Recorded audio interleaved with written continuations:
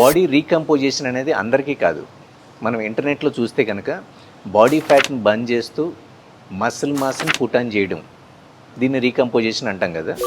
So కానీ ఇది అందరితో అవుతుందంటే అందరికీ అవ్వదు, అందరికీ అప్లై చేయాల్సిన అవసరం కూడా లేదని చెప్పాలి. ఎందుకంటే బల్కింగ్ ఫేజ్ అని, కటింగ్ ఫేజ్ అని, ఇలా different types of training protocols ఉంటాయి. ఎందుకంటే human body is very smart. మీరు ఒక స్టేజ్కి వచ్చిన తర్వాత, అంటే ఒక ప్రాపర్ అమౌంట్ ఆఫ్ రిజల్ట్ని మీరు అచీవ్ చేసిన తర్వాత దాన్ని మెయింటైన్ చేద్దామని చెప్పి మీ బాడీ ఎప్పుడు కూడా ఎక్స్పెక్ట్ చేస్తూ ఉంటుంది. దాన్నే హోమియోస్టాసిస్ అంటారు. అంటే ఫర్ ఎగ్జాంపుల్ మీరు రీకంపోజిషన్ చేద్దాం అనుకుని ఎవరు అనుకోవాలి అంటే, ఆల్రెడీ మసిల్ బిల్డ్ అయ్యి ఒక 3 months 4 months గ్యాప్ తీసుకొని మళ్ళీ స్టార్ట్ చేసే వాళ్ళకి రీకంపోజిషన్ బాగా హెల్ప్ అవుతుంది. అంటే మసిల్ గ్రోత్తో పాటు ఫ్యాట్ లాస్ అనేది బాగా క్రియేట్ అవుతుంది. అలాగే ఒక బిగినర్కి కూడా ఈ రీకంపోజిషన్ బాగానే సూట్ అవుతుంది, కానీ ఒబీస్ పర్సన్కి సూట్ అవ్వదు.